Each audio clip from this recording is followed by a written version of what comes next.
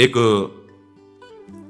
प्रसंग में पूज्य श्री राधा बाबा वर्णन करते हैं कि रतनगढ़ में ही भाई जी थे।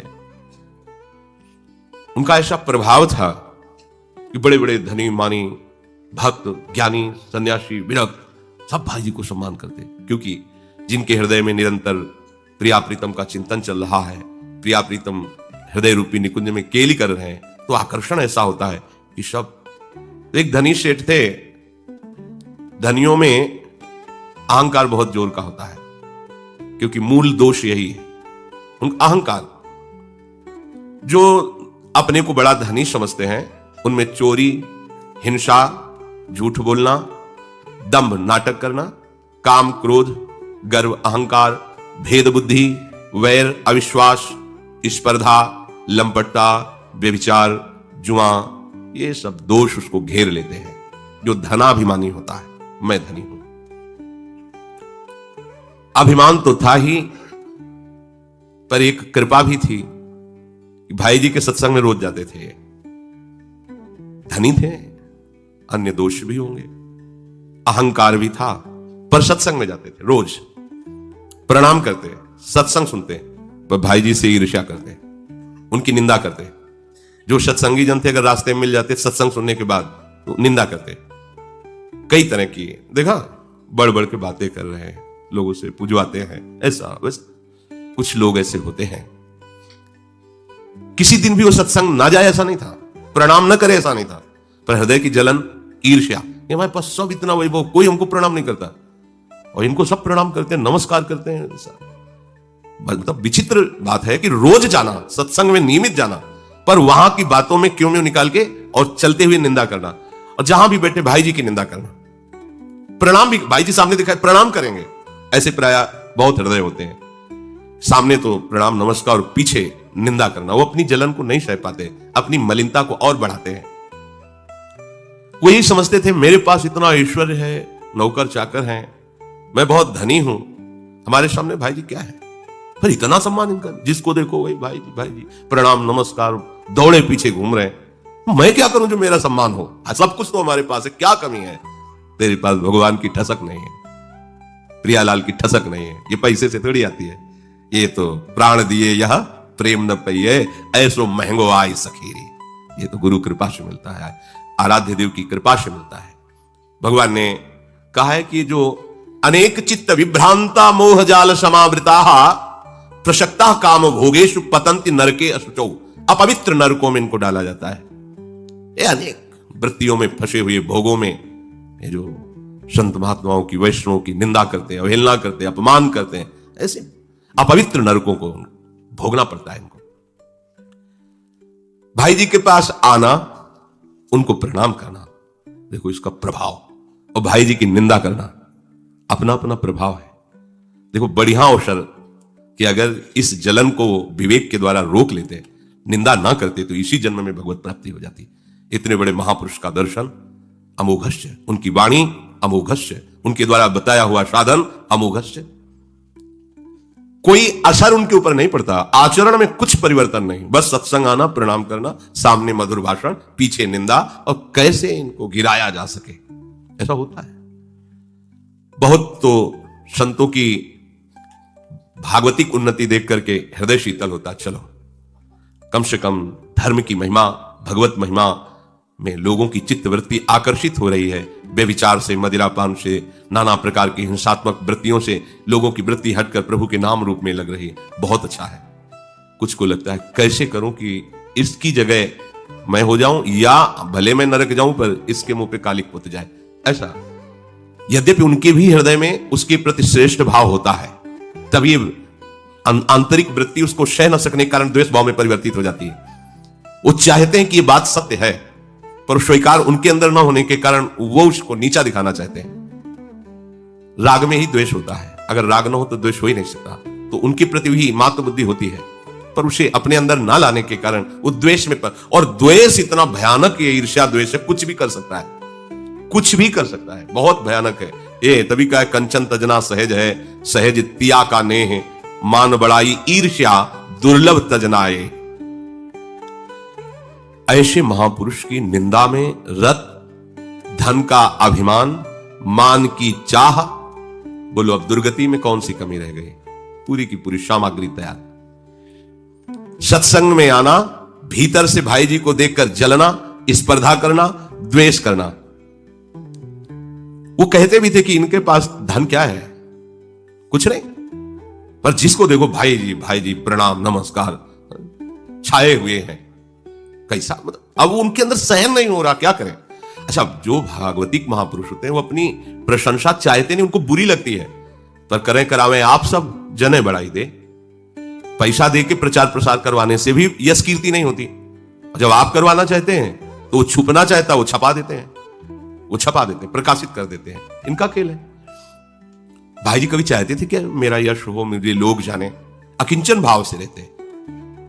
वहां के तत्कालीन बीकानेर के महाराजा भाई जी के सामने आते, साष्टांग दंडवत करते। भारत के बड़े बड़े अधिकारी आते, भाई जी के चरण स्पर्श करते, बड़ा महिमा। ये देख करके उनके हृदय में और ये लीला भगवान की है और जलन, मतलब जलन तो इतनी बढ़ जाती है कि वो क्या करे, अगर उसको आत्महत्या करने से उनका नाश हो रहा हो तो तुरंत कर ले, ऐसी ईर्ष्या पैदा हो जाती है।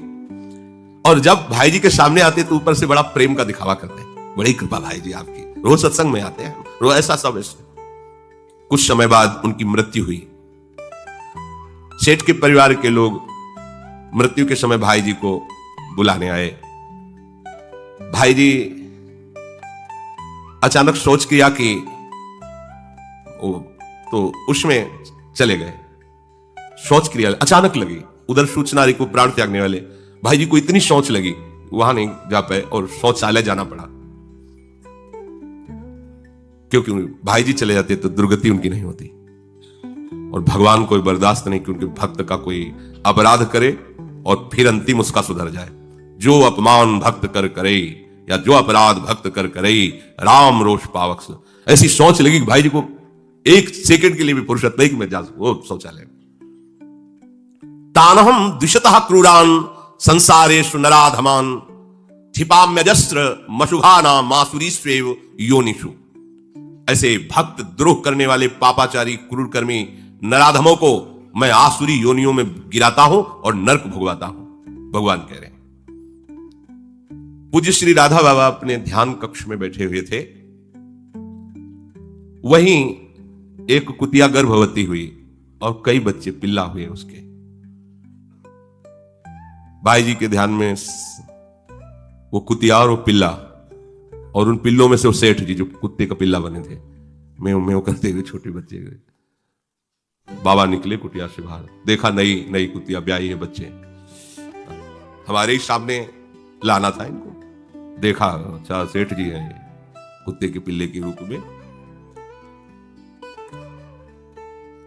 अब उपासना कक्ष में बैठे थे तो बार बार आता कि किसी तरह भाई जी का तो दर्शन किया है, उनके श्रीमुख के वचन सुने हैं, पर इसने निंदा की है तो कृपालु भगवान क्षमा कर दें इसे। संत कह दे देखो कैसा होता है। अगर उनको दंड ही देना था तो फिर मेरे पास क्यों जन्म दिया? अच्छा जन्म ही दे दिया तो मेरे ध्यान में क्यों लाए? संकित क्यों किया कि वही सेठ है, कुत्ते का पिल्ला बन करके आया है? इसका मतलब भगवान इसका मंगल चाहते हैं। राधा बाबा एकदम एकाग्र होकर प्रभु से प्रार्थना की, प्रभु इस सेठ की जो कुत्ते का पिल्ला बना हुआ है इसकी दुर्गति रोक दीजिए। किसी भी तरह से इतने बड़े महापुरुष का दर्शन किए, सत्संग सुने, और आप भी तो चाहते कि उद्धार हो जाने, तो यहीं सामने ध्यान कक्ष के सामने यहीं एक बार कहीं दूर और फिर हमारे ध्यान में क्यों लाए? बार बार कहते पर प्रभु बोलते नहीं और रोष करके अंतर्ध्यान हो जाते हैं। एक दिन बाबा ने हट किया, प्रभु सामने खड़े, बोले बोलना पड़ेगा आपको, हमारी बात क्यों नहीं सुन रहे हो? तो प्रभु ने कहा चक्रधर, चक्रधर बाबा का नाम था, मैं भक्त के हाथ बिका हुआ हूं और मेरे समर्पित भक्त को जो अपमानित करता है, जो उसकी निंदा करता है, मैं उसे कभी क्षमा नहीं करता। जानते हो हनुमान प्रसाद पोद्दार ने अपने हाथ में मुझे ले रखा है, प्रेम की मैं वशीभूत हूं। वो नहीं चाहेंगे ऐसा, पर मैं इसको अब क्षमा नहीं कर सकता। मेरे भक्तों से जो द्वेष करता है उसको मैं कभी क्षमा नहीं करता। मैं तो पोद्दार का भक्त हूं, मैं भगवान नहीं उस समय। ये देखो भगवान की महिमा। जैसे दुर्वासा जी से कहा कि ये सुदर्शन अम्बरीश के अधीन है, उन्हीं के चरण पकड़ो जाकर के। भला बताओ, मेरे समर्पित निर्दोष अकारण हितैषी भक्ति की कोई निंदा करे और मैं उसका मंगल करूं, ऐसा कैसे हो सकता है? कभी क्षमा नहीं कर सकता। मेरे शरणागत भक्त मुझ सर्वरक्षा समर्थ के रहते आरक्षित कैसे हो सकते हैं, निंदा का पात्र कैसे हो सकते हैं? ये मेरे भक्त की निंदा करने वाला है, ये धनाभिमानी है, ये नरक कीड़ा बनेगा, तुच्छ है, इसको बहुत कष्ट भोगना पड़ेगा। अगर कोई मेरा अपमान करे, मेरी अर्धांगिनी लक्ष्मी का तिरस्कार करे, मैं सब सह जाऊंगा, पर मेरे भक्त का कोई अपराध कर दे, मैं नहीं सह सकता। भगवान कह रहे यहां तक कि अगर साक्षात लक्ष्मी भी मेरे भक्त का अपराध कर दे तो उसी क्षण भी उनका मैं त्याग कर दूं। फिर ऐसे समर्पित भक्त के लिए, जिसने स्त्री पुत्र ग्रह गुरुजन प्राण धन इहलोक परलोक मोक्ष सबका त्याग करके केवल मेरे प्रेम में पगा हुआ है, ऐसे मेरे भक्त को जो सतावे उसको मैं क्षमा कर दूं? नहीं। जैसे पतिव्रता स्त्री अपने पति को सदाचार से प्रेम से अधीन रखती है, ऐसे भक्तजन मुझे अपने अधीन रखते हैं। मैं प्रेम में बंधन स्वीकार करने वाला हूं, सबके लिए समदर्शी हूं, भक्तों के लिए पक्षपाती हूं। चक्रधर महाराज, इसको मैं क्षमा नहीं कर सकता। जो संत जन है, साधु हृदय है, उनकी निंदा करने वाले का मंगल हो जाए, ऐसा नहीं हो सकता। तो राधा बाबा ने कहा, फिर ये आपने दिखाया क्यों हमें? क्यों दिखाया? बाबा गुस्सा होकर के बोले, जाओ फिर जाओ। आपका जब ये सिद्धांत है तो हमारे ध्यान में क्यों लाए, सामने क्यों लाए? हमारा भी तो हृदय है जो आपसे ही पूरित है और आपसे ही प्रेरित है, ऐसा क्यों किया आपने? चुप हो गए, प्रभु भी और राधा बाबा भी। वो एक कुत्ता बने सेठ, कांपते हुए फिर बाबा के सामने कूं कूं कूं ऐसे। फिर बाबा का एकदम, फिर ये लीला भगवान की देखो। बाबा उठे, अपनी कमरिया उठाई और जाकर उस पिल्ले को उठाया और कहा, कुछ भी हो हम हर उपाय करेंगे, तेरा कल्याण हो जाए। यद्यपि तेरे से भयानक अपराध हुआ है, भगवान भी नाराज है, उपाय यही है भक्त का हठ। अब देखो रतनगढ़ में कितने कुत्ते होंगे, कितने पिल्ले होंगे, लेकिन रोज भाई जी को प्रणाम करता था, सत्संग सुनता, पर निंदा करता था। अमोघस्य संत ते होए न कारज हानि। एक दिवस बाबा ने फिर श्री कृष्ण जी से कहा, अरे इसको पिल्ला बनाना था तो मेरे ही सामने क्यों बार बार ला रहे हो? कहीं दूर ले जाओ। कहते हो हम इसका कल्याण नहीं कर सकते, क्षमा नहीं कर सकते। मेरे कक्ष के भजन के नीचे ही कुतिया बच्चा दिया और उसमें सेठ मेरे ध्यान में आया, मुझे बार बार विक्षेप पड़ रहा है, दुख हो रहा है, अब उसका कल्याण होना चाहिए। ये बार बार मेरी दृष्टि पथ में आता है और मेरा हृदय करुणा से भर जाता है, और आप करुणा समुद्र हो, मेरी बात तो सुन लो। बोलो इसके लिए मैं क्या करूं? बाबा ने कहा, जिससे आप प्रसन्न हो जाओगे। कैसे आप राजी हो जाओगे? कैसे इसको क्षमा करोगे? प्रभु कुछ नहीं बोले, चले गए। सायंकाल बाबा बैठे हुए प्रभु की लीला का चिंतन कर रहे थे। वो पिल्ला फिर भागकर बाबा के सामने आया, कूं कूं करता हुआ, और बाबा की तरफ ऐसे पैर करके ऐसे बैठा। बाबा ने बोले, कुछ भी हो जाए, तेरे को तो भगवत प्राप्ति कराएंगे।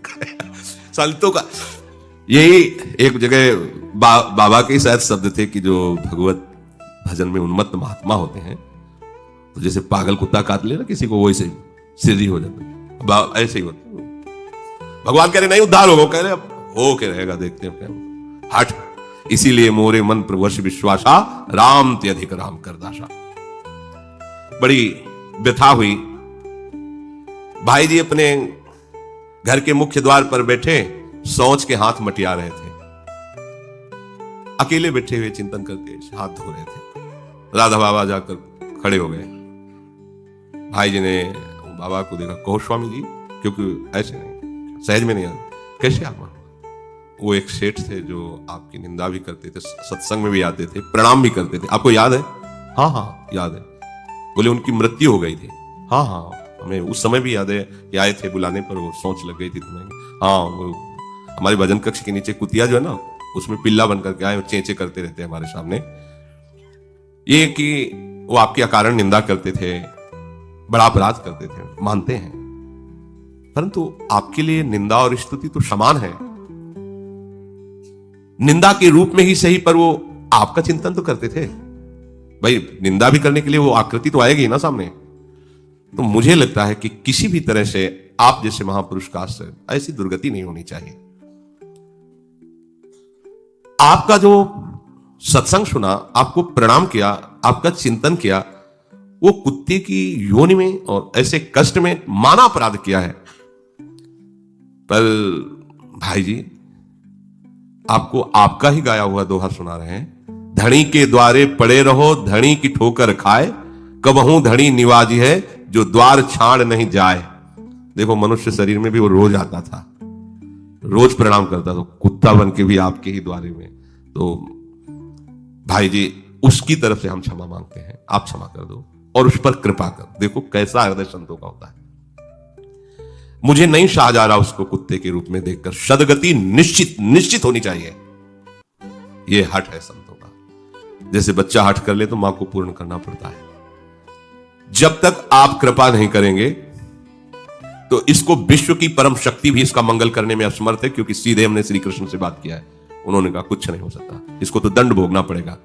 और मैंने देखा है कि कल्पों तक शूकर कुकर सरीसृपादि निम्न योनियों में जाएगा, कल्पों तक, इसके कोई उद्धार के चांस नहीं। भाई जी आप इस अधोगति से इसको बचा लीजिए, आप इसे क्षमा कर दीजिए, मैं क्षमा मांगता हूं। कैसे संत हृदय, देखो कैसा होता है संत हृदय। भाई जी इसके अपराध को क्षमा कर इसको महान दुख राशि से मुक्त कर दीजिए, ये उत्तम गति को प्राप्त करे। ऐसी अपराध ज्वाला से मुक्त करने के लिए आप ही समर्थ हो। मेरा हृदय बार बार इसके लिए करुणा कर रहा है, इसकी अधोगति नहीं होनी चाहिए। भाई जी ये बात सुनकर के उठ खड़े हुए और बड़े प्यार से मिट्टी से सने हुए दोनों हाथ राधा बाबा के कंधे पर रखे और बड़े स्नेह से कहा, स्वामी जी क्या आप समझते हैं मैं ऐसा निठुर हूं? क्या आपका हृदय मेरा हृदय दो हृदय है? जब आपके हृदय में इतनी करुणा है तो इस हृदय में हमने तो अपराध ही नहीं माना। ये तो श्री कृष्ण की लीला है कि उन्होंने उसे दंड दिया। मुझे इस बात का तनिक भी कोई रोष या कि उसको ये दंड मिले, कदापि नहीं। क्षमा तो तब करे जब हमने अपराध ही माना हो, हमने तो माना ही नहीं, ये तो उनकी लीला है। अब आप निश्चिंत हो जाइए। राधा बाबा से कहा, देखो इसने हमारी निंदा की, श्री कृष्ण ने इसे दंड दिया, तो आपकी कृपा इसके ऊपर हुई, तो अब देखो मैं इसे सीधा लीला में प्रवेश कराता हूं। भाई जी ने कहा सीधा लीला में। अब आप देखना कुछ ही दिनों में मर जाएगा ये पिल्ला, कुछ ही दिनों में ये मर जाएगा, और ये कुछ दिन में अर्थात 2 या 4 दिन में, और जहां मरा तो आपको यह अनुभव होगा कि वो कहां गया, सीधे आपको पता चलेगा। ऐसा नहीं कि वो सीधे भगवान की लीला में प्रवेश करेगा। भाई जी ने कहा जहां मैं हूं भावदेव में, वहीं ये भी पहुंच जाएगा। मेरा भाव देश इसके स्वागत के लिए तैयार है। यद्यपि मुझ में किंचन मात्र ऐसी सामर्थ्य नहीं, ये सब राधा माधव की सामर्थ्य है, परंतु हां ये रहस्य आप किसी से भी नहीं बताएंगे। ये वचन हमारे सामने दो कि सेठ के पिल्ले रूप में आने का इसके परिवार को भी खबर नहीं होगी, परम धाम जाने का, आपका प्रार्थना करने का, हमारा बोलने का, ये हमारे जीवन काल में बात प्रकाशित नहीं होनी चाहिए, किसी को भी आप गुप्त रखना। राधा माधव की कृपा हुई और बाबा ने देखा कि वो पिल्ला मर गया। जे भी मरा तो देखा भाव देव प्राप्त करके लीला में प्रवेश कर। भाई जी की महानुभावता देखकर बाबा का द्रवित चित्त नाच पड़ा और लगा कि इनके चरण पकड़ के बस इन्हीं में लौटता रहूं। ये गति बड़ी दुर्लभ गति है, लीला में प्रवेश होना। प्यार उड़म क्षमते नयच्छी सुखादि नाम तीय ध्यानगम। मन के भावों को रोक करके बाबा, क्योंकि भाई जी को पसंद नहीं था कि बाहर बाबा ऐसा कि चरण पकड़ के लौटे हो, जय हो। तो जिसमें स्वामी की रुचि हो सेवक की वही प्रधान। नेत्रों में भाव बसाकर भजन कक्ष में एकांत में बाबा हो गए।